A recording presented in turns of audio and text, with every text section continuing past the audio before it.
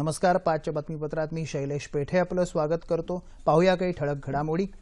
दहशतवादाच्या विरोधात एखाद्या राष्ट्राचा लढा पुरेसा नाही, तर त्यासाठी सर्व जगानं एकत्र यायला हवं, असं अमेरिकेचे परराष्ट्र व्यवहार मंत्री जॉन केरी यांनी आज दिल्लीत IITच्या विद्यार्थ्यांशी संवाद साधताना सांगितलं. भारत आणि अमेरिका हे दोन्ही देश दहशतवादाच्या वेदना जाणतात असं सांगून दहशतवादाच्या मुळावरच घाव घालणं महत्त्वाचं आहे असंही ते म्हणाले. सुरक्षा हे सर्वात मोठं आव्हान असल्याचंही त्यांनी सांगितलं. दहशतवादी कारवाया करणाऱ्या गटांविरोधी कठोर कारवाई करण्यासाठी पाकिस्तानला आणखी काम करणं आवश्यक असल्याचंही ते म्हणाले. गेल्या काही वर्षात भारत आणि अमेरिका यांच्यातला व्यापार दुप्पट झाल्याचंही त्यांनी सांगितलं. रखडलेल्या बांधकाम आणि गृहनिर्माण प्रकल्पांना पुनरुज्जीवित करण्यासाठी केंद्रीय मंत्रिमंडळानं आज विविध उपाययोजनांना मंजुरी दिली आहे. या क्षेत्रातल्या गुंतवणुकीत वाढ करण्याच्या, वादांचं निराकरण करण्याच्या आणि कर्जाच्या दबावाखाली असलेल्या मालमत्तांचे प्रश्न हाताळण्याच्या उपायांचा यामध्ये समावेश आहे. केंद्रीय वित्तमंत्री अरुण जेटली यांनी आज नवी दिल्ली इथं पत्रकार परिषदेत ही माहिती दिली. बांधकाम क्षेत्राचं देशाच्या विकासदरात 8% योगदान आहे आणि त्यामुळे देशात 4 कोटी रोजगार उपलब्ध झाले आहेत असंही ते म्हणाले. विदेशी गुंतवणूकदारांना विशिष्ट अटींसह परमनंट रेसिडेन्सी स्टेटस अर्थात कायमस्वरूपी निवासी दर्जा देण्याच्या योजनेलाही केंद्रीय मंत्रिमंडळानं आज मंजुरी दिली. मंत्रिमंडळाच्या आजच्या निर्णयामुळे देशात परकीय गुंतवणुकीला आणि मेक इन इंडिया उपक्रमाला चालना मिळणार आहे. हा कायमस्वरूपी निवासी दर्जा 10 वर्षांसाठी दिला जाईल. त्यानंतर आणखी 10 वर्षांसाठी त्याला मुदतवाढ देता येणार आहे. देशात डाळींच्या किमतीत घट झाल्याचं माहिती आणि प्रसारण मंत्री व्यंकय्या नायडू यांनी म्हटलं आहे. डाळींचं पीक भरघोस येण्याचा अंदाज आहे. तसंच आयात डाळीची उपलब्धता वाढल्यामुळे डाळीचा दर कमी झाल्याचंही त्यांनी म्हटलं आहे. गेल्या वर्षी साठेबाजांविरोधात केलेल्या कारवाई दरम्यान 1.33 लाख टन डाळ जप्त करण्यात आल्याची माहितीही त्यांनी दिली. ही डाळ विक्रीसाठी बाजारात उपलब्ध करण्यात येत असल्यामुळेही डाळींचा दर उतरायला मदत झाल्याचं नायडू यावेळी म्हणाले. पत्रकार ज्योतिर्मय डे यांच्या हत्येप्रकरणी मुंबईतल्या विशेष मोकोका न्यायालयानं आज कुख्यात गुंड छोटा राजन याच्यावर आरोप निश्चित केले. जेडे लिहित असलेल्या 2 पुस्तकांमध्ये छोटा राजनच्या कृष्णकृत्यांची माहिती होती. त्यामुळे त्यांची हत्या राजेंनं घडवून आणली असं सीबीआयनं दाखल केलेल्या पुरवणी आरोपपत्रात म्हटलं होतं. जिग्ना बोरा आणि छोटा राजन यांच्या दरम्यान झालेल्या संभाषणासह इतर 41 साक्षीदारांचे जबाब सीबीआयनं नोंदवले आहेत.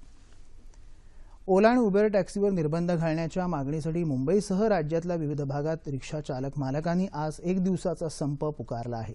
मुंबईत सुमारे 1 लाख रिक्षा चालक यात सहभागी झाले असल्याचा दावा टॅक्सी रिक्षा संघटनेचे नेते शशांक राव यांनी केला आहे. या संपाची झळ प्रवाशांना बसू नये यासाठी अतिरिक्त बेस्ट बसेसची व्यवस्था करण्यात आली असल्याचं विभागानं स्पष्ट केलं. नागपूरमध्ये विदर्भ ऑटो रिक्षा चालक फेडरेशनच्या वतीनं नागपूरमध्ये धरणं आंदोलन करण्यात आलं. संपामुळे नागरिकांना मोठ्या प्रमाणात त्रास सहन करावा लागला.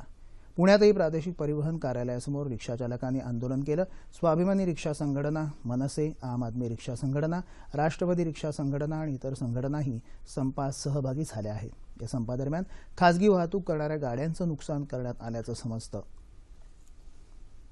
पनवेल, कळंबोली, खारघर, खांदेश्वर या भागात संपामुळे प्रवाशांना त्रास सहन करावा लागत आहे.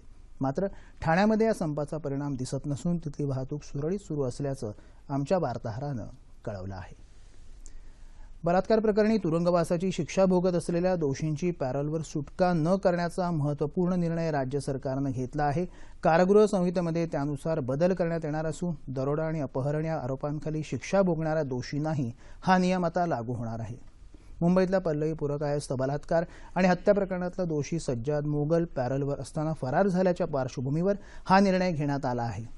अशा कैद्यांना तातडीच्या कारणासाठी फक्त 7 दिवसांची रजा मिळू शकेल अशी माहिती राज्य सरकारनं जारी केलेल्या प्रस्तावात देण्यात आली आहे. त्याचप्रमाणे इतर कैद्यांच्या पॅरोलच्या हमीपत्राची रक्कम 5,000 वरून 15,000 इतकी करण्यात आली आहे.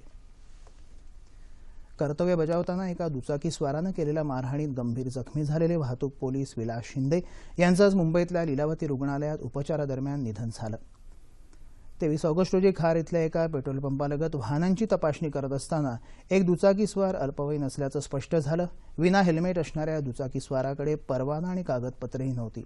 याबद्दल विचारणा केल्यानंतर शिंदे आणि दुचाकीस्वारामध्ये बाचाबाची झाली. या दरम्यान या अल्पवयीन दुचाकीस्वारानं शिंदे यांच्यावर बांबूनं हल्ला केला. त्यानंतर त्यांच्यावर लीलावती रुग्णालयात उपचार सुरू होते. मात्र आज त्यांची प्राणज्योत मालवली. या प्रकरणी अल्पवयीन दुचाकीस्वार आणि त्याच्या भावावर गुन्हा दाखल करण्यात आला आहे.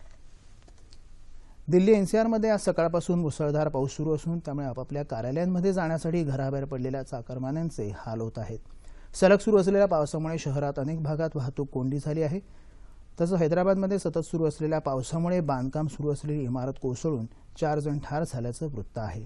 मुसळधार पावसाचा मात्र इथल्या वाहतुकीवर परिणाम झाला आहे. याबरोबरच हे बातमीपत्र संपलं. पुन्हा भेटूया संध्याकाळी 7 वाजता सह्याद्री वाहिनीवर. नमस्कार.